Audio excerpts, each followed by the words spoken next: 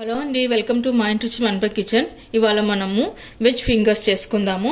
దానికి కావాల్సిన పదార్థాలు ముందుగా నేను 2 బాయిల్ పొటాటోస్ తీసుకున్నాను. ఆ తర్వాత సన్నగా కట్ చేసి పెట్టుకున్న ఆనియన్, క్యారెట్, క్యాబేజీ, క్యాప్సికము, బఠానీ తీసుకున్నాను. తర్వాత స్టవ్ ఆన్ చేసుకొని కడాయి పెట్టిన తర్వాత అందులో 1 టేబుల్ స్పూన్ ఆయిల్ వేసుకున్నాను. ఆయిల్ హీట్ ఎక్కిన తర్వాత సన్నగా కట్ చేసి పెట్టుకున్న వెల్లుల్లి ముక్కలు వేసుకోవాలి. ఇప్పుడు ఆనియన్ ముక్కలు వేసుకుందాము. ఆనియన్లోని పచ్చివాసన పోయే వరకు కలుపుకోవాలి. ఆ తర్వాత మిర్చి, బఠానీ, క్యాబేజీ, క్యాప్సికమ్, క్యారెట్ ఇవన్నీ వేసాక బాగా కలుపుకోవాలి. అందులో ఉన్న పచ్చివాసన పోయే వరకు కలుపుకోవాలి. మరీ మెత్తగా ఉడికించుకోరాదు. ఆ తర్వాత ఇప్పుడు బాయిల్ పొటాటో కూడా వేసుకోవాలి. వేసాక బాగా కలుపుకోవాలి. ఇప్పుడు ఇలాంతా కలిపి పెట్టుకున్న తర్వాత ఒక బౌల్లోకి తీసుకుందాము. ఇలా ఒక బౌల్లోకి తీసి పెట్టుకున్న తర్వాత అందులో కొద్దిగా రెడ్ చిల్లీ పౌడర్, కొద్దిగా సాల్ట్, పెప్పర్ పౌడర్, కొద్దిగా గరం మసాలా, జీరా పౌడర్, చాట్ మసాలా ఇవన్నీ వేసి బాగా కలుపుకోవాలి.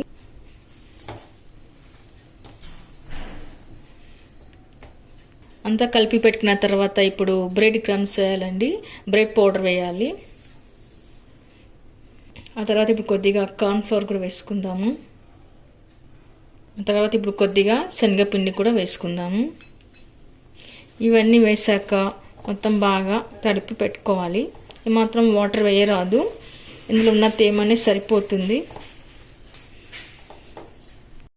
మనం ఇలా అంతా కలిపి పెట్టుకున్న తర్వాత ఇక్కడ నేను మైదా కార్న్ ఫ్లోర్ తీసుకున్నాను. ఇలా పిండిని మొత్తం స్మూత్గా కలిపి పెట్టుకోవాలి. ఏమాత్రం ఉండలేకుండా ఇలా చిక్కగా తడిపి పెట్టుకోవాలి. ఇప్పుడు మనము చేతికి ఆయిల్ రాసుకోవాలి.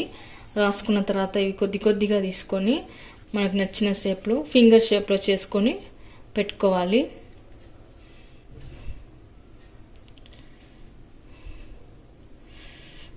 అన్నీ ఇలాగే చేసి పెట్టుకుందాము. మనం ఇలా అన్నీ చేసి పెట్టుకున్న తర్వాత ఒక్కొక్కటి తీసుకొని ఇలా పిండిలో అద్దుకోవాలి. ఇలా అద్దుకున్న తర్వాత ఇక్కడ బ్రెడ్ పౌడర్ ఉంది కదండి, బ్రెడ్ పౌడర్లో ఇలా చేసుకొని పెట్టుకోవాలి. అలాగే మిగతా అన్నీ కూడా చేసి పెట్టుకుందాము. ఇలా అన్నీ చేసి పెట్టుకున్న తర్వాత ఇప్పుడు వీటిని మనం డీప్ ఫ్రై చేసుకుందాము. ఇప్పుడు డీప్ ఫ్రై సరిపడా ఆయిల్ వేసుకున్న తర్వాత ఒక్కొక్కటి ఇందులో వేసి కాల్చుకుందాము.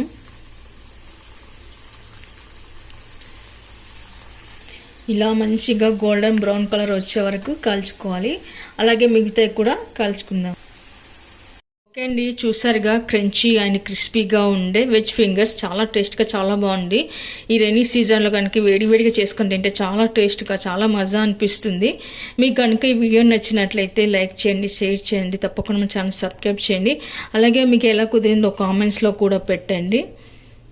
చూడండి, చాలా టేస్ట్గా చాలా బాగుంది.